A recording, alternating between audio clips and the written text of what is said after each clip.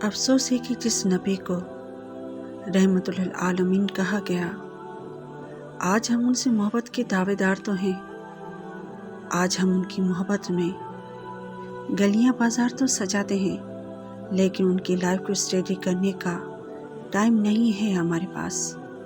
नबी से मोहब्बत का इजहार उससे बढ़कर क्या होगा कि आप उनकी ज़िंदगी के बारे में स्टडी करें।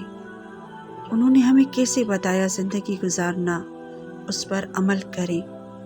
आप सल्लल्लाहु अलैहि वसल्लम ने खुतबा हज्जतुल विदा में क्या फरमाया कि मैं तुम में दो चीज़ें छोड़ के जा रहा हूँ। पहली है कुरान और दूसरी मेरी सुन्नत। जो उन दोनों को थाम लेगा वो दुनिया आखिरत में कामयाब होगा। लेकिन अफसोस, ना तो आज हमने कुरान को थामा है और ना ही सुन्नत पर अमल किया है।